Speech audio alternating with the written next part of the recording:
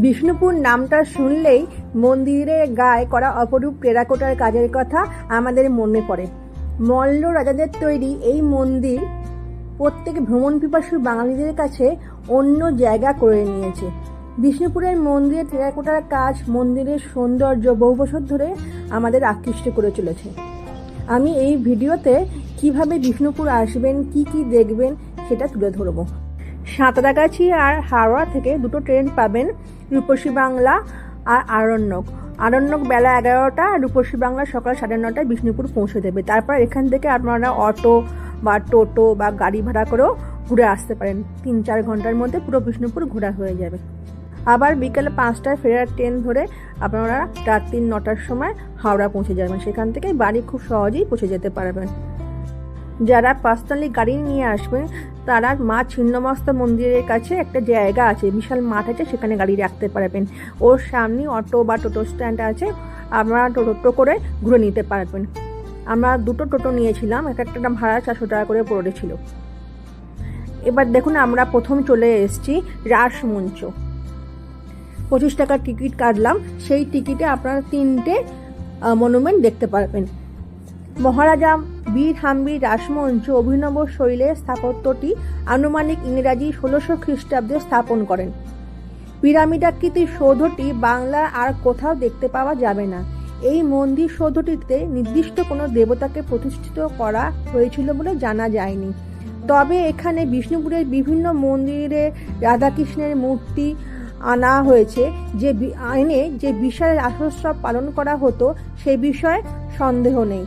বর্তমানকালেও এই বিশালাকার সৌধটি মাথা উঁচু করে বিষ্ণুপুর মল্ল রাজাদের গৌরবান্বিত অধ্যায়ের কথা পর্যটকদের কাছে বলে চলেছে। আপনারা কিভাবে আসবেন? বিষ্ণুপুর শহরের মধ্যভাগে মহকুমা শাসকের করণ বা রবীন্দ্র স্ট্যাচুর পাশ দিয়ে পূর্ব দিকে যে রাস্তা রামানন্দ কলেজের দিকে গেছে, সেই রাস্তার প্রায় 1 কিলোমিটার দূরত্বে গিয়ে বাম দিকে বিরাট পিরামিড আকৃতির সৌধটি দেখা যাবে। অথবা আপনারা লালবাঁধ টুরিস্ট লজের পাশ দিয়ে যে রাস্তা রবীন্দ্র স্ট্যাচুর দিকে আসছে, তার ডান দিকে খোলা আকাশের নিচে এই সৌধটি দেখতে পাবেন। দেখুন কিরাম ঘুলঘুলি টাইপের অনেক করা আছে, খানিকটা আপনার লখনৌর যে ভুলভুলাইয়া ওই রকম টাইপের দেখতে লাগছে। আমাদের বেশ ভালোই লাগছিল, কিন্তু একটু রোদ্দুরটা বেশি ছিল, যে কারণে রোদের মধ্যে আমরা খুব একটা বেরোতে পারছিলাম না, ভেতরেই ঘুরছিলাম ছাওয়া দিয়ে। এর পরের গন্তব্য আমাদের ছিল মদনমোহন মন্দির। 1694 খ্রিস্টাব্দে মহারাজা দুর্জন সিংহ মদনমোহন মন্দিরটি প্রতিষ্ঠা করেন। তার জীবনের অক্ষয় কীর্তি এই মন্দির প্রতিষ্ঠা। বিষ্ণুপুরের ঐতিহ্যমণ্ডিত টেরাকোটা মন্দিরগুলির মধ্যে এটি অন্যতম। দীর্ঘ মন্দিরটির গায়ে দেখুন ভরে আছে অপূর্ব সব টেরাকোটার সম্ভার। এখানে কোথাও কৃষ্ণলীলা, কোথাও যুদ্ধের দৃশ্য, কোথাও শিকারের দৃশ্য এইভাবে ফুটিয়ে তোলা হয়েছে টেরাকোটার কাজের মাধ্যমে। বিষ্ণুপুরের প্রাণের ঠাকুর মদনমোহনের নিত্য সেবা এখানে হয়। এখানে পুজো হয়, রাস হয়, দোল হয়। মন্দিরের প্রবেশদ্বারে রয়েছে বিশাল এক নিদারা। এবার বলি কিভাবে আসবেন। পোকাবাঁধের উত্তর পার হয়ে বাঁদিকে শাঁখারি বাজারের শেষ প্রান্তে এই মন্দিরটি দেখতে পাওয়া যাবে। অপরদিকে এই মন্দিরে আসতে পারবেন কলকাতা টু বাঁকুড়া রোডের বিষ্ণুপুর বাইপাসের মধ্যভাগে দক্ষিণে যে রাস্তা চলে গেছে বিষ্ণুপুর শহরের দিকে, তার 1 কিলোমিটারের মধ্যেই এই মন্দির। এই মন্দিরের পশ্চিম দিকে 1-1.5 কিলোমিটার গেলেই দেখতে পাওয়া যাবে বিখ্যাত মল্লেশ্বর শিবের মন্দির। দেখুন কি সুন্দর সব কাজকর্ম টেরাকোটার করা আছে মন্দিরের দেওয়ালে। নিখুঁত হাতের কাজ যে করা এগুলো, সেগুলো দেখলে পরে চোখ আমাদের ভরে যায়। এখানে আছে রাধাকৃষ্ণের মূর্তি।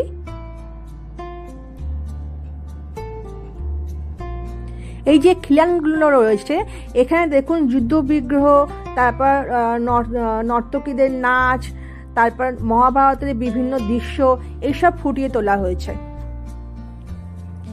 কিসের টানে পর্যটকরা বিষ্ণুপুর ছুটে আসে বারবার, সেটা এই টেরাকোটার কাজগুলো দেখলেই বোঝা যায়। আমরা তাই চলে এসেছিলাম বিষ্ণুপুর দেখতে, যদিও আমাদের একদিনের ট্যুর ছিল। আমরা আমাদের ফ্যামিলির সবাই মিলে এখানে এসেছিলাম।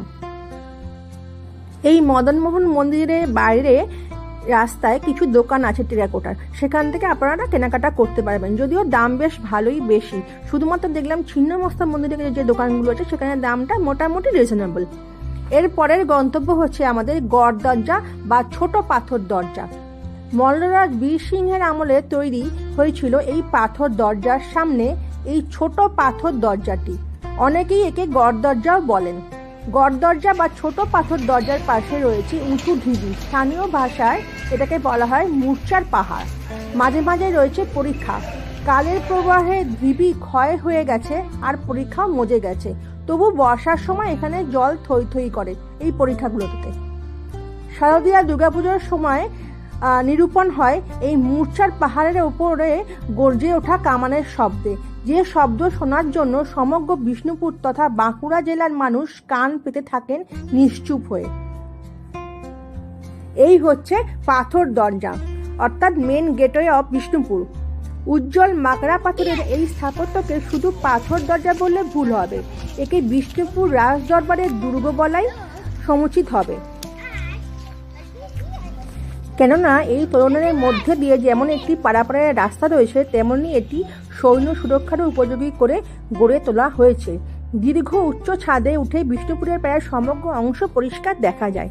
দোতলায় বিশেষ একটি কুঠুরি আছে তীরধনুক, বর্ষা, এমনকি বন্দুক ছোড়ার ব্যবস্থাও। শত্রুপক্ষকে অনায়াসে জব্দ করার পরিকল্পনা। এই সুপরিকল্পিত তোরণটি নির্মাণ করেন মহারাজ বীরসিংহ। এখনও রাজদরবার এলাকায় ঢুকতে হলে এই পাথর দরজার ভেতর দিয়ে আসতে হয়। এবার কিভাবে আসবেন না, রাধালালজি মন্দিরের উত্তর পশ্চিম প্রান্তে এই স্থাপত্যটি দেখা যাবে। আমাদের পরের গন্তব্য ছিল পাথরের রথ। দেখুন, মাগরা পাথরের তৈরি এই রথ তৈরি হয়েছিল সম্ভবত সপ্তদশ শতাব্দীর শেষ দিকে। এই রথের চাকা মজবুত মাগরা পাথরের তৈরি। এবার কিভাবে আসবেন না, ছোট পাথর দরজার উত্তর পশ্চিম কোণে এই রথ দেখতে পাওয়া যায়। আমাদের এর পরের গন্তব্য ছিল লাল বাঁধ। বিষ্ণুপুরে যে 7টি বাঁধ রয়েছে তার মধ্যে এই লাল বাঁধ অন্যতম। এই বাঁধের জলকে যে শুধু পানীয় হিসেবে ব্যবহার করা হতো তা নয়, কৃষিকার্যও ব্যবহার করা হতো। এই লাল বাঁধকে ঘিরে মহারাজার দ্বিতীয় রঘুনাথ সিংহদেবের সময়কালে নর্তকী লালবাইয়ের নাম জড়িয়ে আছে। কথিত আছে যে লালবাইয়ের প্রতি প্রবল আসক্তির কারণে দ্বিতীয় রঘুনাথ সিংহদেবের স্ত্রীর পরামর্শে সৈন্য দ্বারা শিশুপুত্র সহ লালবাইকে ডুবিয়ে মারা হয়েছিল এই লাল বাঁধে। তাই থেকে এই নামকরণ। আমাদের যিনি টোটো চালক ছিলেন তিনি আমাদের এই গল্পটা বললেন। আমাদের এর পরে দেখো, গন্তব্য ঠিক বলবো না, রাস্তার মধ্যে পড়ে ছিল এই যুগল কৃষ্ণ যুগল মন্দির। এই মন্দিরে কোনো বিগ্রহ নেই। গুমঘর শ্যামরায়ের মন্দিরের সামনে দিয়ে মৃন্ময়ী দেবীর মন্দিরে যেতে দেখতে পাওয়া যাবে যুগল কিশোর কৃষ্ণ বলরামের মন্দিরকে। এবার দেখো গুমঘর। এই গুমঘর সম্পর্কে অনেকের অনেক রকম মতামত আছে। কেউ বলেন এটা হত্যাকূপ, কেউ বলেন রাজাদের শস্যাগার ছিল, আবার কারো মতে এটি বিশুদ্ধ জলের আধার। এই স্থাপত্যের উপরে ওঠার জন্য বাইরে থেকে কোনো সিঁড়ি দেখা যায় না, তবে ভিতরের দেয়ালের গায়ে চতুর্দিকে সিঁড়ি নেমে গেছে নিচ পর্যন্ত। আমাদের এবারের গন্তব্য হলো রাধালালজিউ মন্দির। 1658 খ্রিস্টাব্দে মল্লরাজ বীরসিংহদেব চুনসুরকির প্রলেপযুক্ত মাগরা পাথরে এই একরত্ন বিশিষ্ট মন্দির প্রতিষ্ঠা করেছিলেন। চতুর্দিকে প্রাচীর বেষ্টিত মন্দিরটি পর্যটকের দৃষ্টি আকর্ষণ করে। শতাধিক বৎসর পূর্বেই এই মন্দিরের বিগ্রহ বিষ্ণুপুরের কৃষ্ণগঞ্জ মানে আটপাড়া মহল্লায় নবনির্মিত মন্দিরে প্রতিষ্ঠিত হয়েছে। কথিত আছে যে রাধালালজির ভোগে নিবেদনের সাথে তামাক সাজিয়ে দেয়া হতো এবং সেই মুহূর্তে মন্দির চত্বর মিষ্ট গন্ধে ভরপুর হয়ে উঠত। এখনো অন্নকূটের সময় তামাক সাজিয়ে দেওয়া হয়। এবার কিভাবে যাবেন না, রাধেশ্যাম মন্দিরের উত্তরে রয়েছে এই মন্দির। বিষ্ণুপুরের সব মন্দিরই একই রকম প্রায় দেখতে, একই রকম টেরাকোটার কাজ করা, অপূর্ব সুন্দর।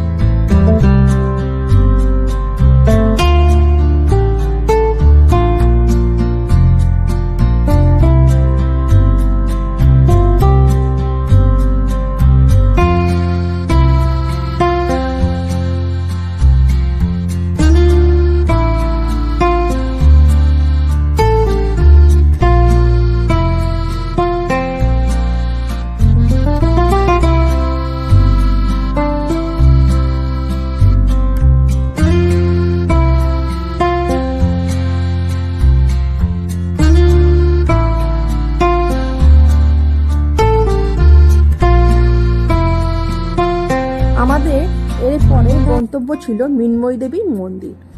এই মন্দিরটি বিষ্ণুপুরের আদি বলে জানা যায়। 997 খ্রিস্টাব্দে, 404 বঙ্গাব্দে, 303 মল্লাব্দে মহারাজা জগৎ মল্ল দেবীর আদেশ পেয়ে মন্দির ও মূর্তি প্রতিষ্ঠা করেন বলে কথিত আছে। এই মন্দিরটি বিষ্ণুপুরের আদি এবং তখন এই বিষ্ণুপুরের কোনো চিহ্ন ছিল না। ঘন জঙ্গলে ঘেরা অরণ্যভূমি। এই মন্দিরের পিছনেই রাজদরবার গড়ে ওঠে। প্রাচীন বটবৃক্ষ সাথে 9টি বৃক্ষ এখানে আছে। নিত্যভোগ ও পূজারতি হয়। দুর্গোৎসবের সময় 15 দিন ব্যাপী বিশেষ পূজা হয়। এখানে দেখো ডোগরার কিছু দোকান আছে, তো সেই দোকান থেকে আমি কিছু জিনিস কিনেছিলাম, তোমাদের পরে দেখাবো। এবার আমাদের গন্তব্য ছিল শ্যামরায় মন্দির। মল্লরাজ চৈতন্য সিংহ 1758 খ্রিস্টাব্দে এই মন্দির প্রতিষ্ঠা করেন। এই মন্দিরটিকে অনেকে বুড়ো রাধাশ্যাম মন্দিরও বলেন। এখানে কৃষ্ণমূর্তি অন্য মূর্তির তুলনায় বৃহৎ। মৃন্ময়ী মন্দিরের পূর্ব দিকে এই মন্দিরটা আছে। এরপর দেখো জোরবাংলা মন্দির, এখানে আমরা গিয়েছিলাম। 1655 খ্রিস্টাব্দে মল্লরাজ রঘুনাথ সিংহ বিখ্যাত এই মন্দির তৈরি করেন। অপূর্ব এই মন্দিরে 2টি বাংলা চালের ওপর একটি শিখর রয়েছে, তাই এর নাম জোর বাংলা। দেখো কি সুন্দর। প্রকৃত নাম কৃষ্ণরায় মন্দির। কৃষ্ণরায় বিগ্রহের বর্তমানে বিষ্ণুপুর কৃষ্ণগঞ্জের রাধালালজি বিগ্রহের সাথে পূজার্চনা চলছে। মন্দির গাত্রে পোড়ামাটির কাজগুলিতে যেমন রামায়ণ, মহাভারত, কৃষ্ণলীলা রয়েছে, তেমনি যুদ্ধ শিকার এমনি সব দৃশ্য রয়েছে। জোরবাংলা এবং শ্যামরায় 2টি সেরা টেরাকোটা মন্দির মল্লরাজ রঘুনাথ সিংহের আমলে তৈরি হওয়ায় এই সময়টাকে বিষ্ণুপুরে টেরাকোটা শিল্পের উৎকৃষ্ট লগ্ন বলা যেতে পারে। এবার এই মন্দিরটা কোথায় বলো তো? এখানে তোমরা আসবে রাধেশ্যাম মন্দিরের দক্ষিণ পূর্ব কোণে এই মন্দির। বিষ্ণুপুরের জোরবাংলা মন্দির বাঁকুড়া তথা তাবৎ রাঢ় দেশের অন্যতম শ্রেষ্ঠ দেবালয়।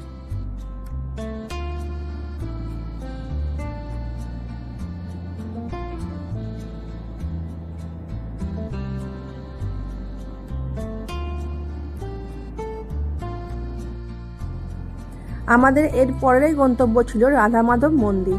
মহারাজ গোপাল সিংহের পুত্রবধূ চূড়ামণি দেবী 1737 খ্রিস্টাব্দে মাকড়া পাথরের এই মন্দিরটি প্রতিষ্ঠা করেন। মাকড়া পাথরের কারুকার্য বা ভাস্কর্যগুলিতে কৃষ্ণলীলা, পুরাণ কাহিনী ও সমসাময়িক সমাজ জীবনের ঘটনার বিবরণ রয়েছে। এবার কিভাবে যাবেন এইখানটার? এটা না রাধা গোবিন্দ মন্দিরের সামনে পুরাতত্ত্ব সর্বেক্ষণ দপ্তরে ঢোকার মুখে বাম দিকে এই মন্দিরটি। সব মন্দিরেই দেখুন ভীষণ সুন্দর টেরাকোটার কাজ করা। আর্কিওলজিক্যাল সার্ভে অফ ইন্ডিয়াকে অনেক অনেক ধন্যবাদ, তারা এটাকে এত সুন্দরভাবে মেনটেন করে চলেছেন। এরপর রয়েছে কালাচাঁদ মন্দির। মহারাজ রঘুনাথ সিংহ 1656 খ্রিস্টাব্দে এই মন্দির প্রতিষ্ঠা করেন। এটিও একটি মাকড়া পাথরের বাংলা চালের ছাদে একরত্ন বিশিষ্ট মন্দির। রাধা মাধব মন্দিরের পাশ দিয়ে পুরাতত্ত্ব সর্বেক্ষণ দপ্তর ও কর্মী আবাসের শেষ প্রান্তে বাগান ঘেরা স্থানে এই মন্দির। এর কাছেই ছিল পোড়ামাটির হাট। শনিবার বসে এই হাট, অনেকটা জায়গা জুড়ে এই হাট বসে। এরপর দেখুন আমরা চলে এসেছি দলমাদল কামানের কাছে। এই কামানটি আনুমানিক 16 শতাব্দীর দ্বিতীয়ার্ধে তৈরি হয়েছিল। 1742 খ্রিস্টাব্দে মারাঠা সর্দার ভাস্কর পণ্ডিত যখন বাংলার লুট করার সময় বিষ্ণুপুর হানা দেন, তখন এই কামান ব্যবহার করা হয়েছিল বলে কথিত আছে। এই কামানটি পর্যটকদের কাছে এক বিস্ময়। এর পরের গন্তব্য ছিল আমাদের ছিন্নমস্তা মন্দির। এই দলমাদল কামানের কাছেই ছিন্নমস্তা মন্দির।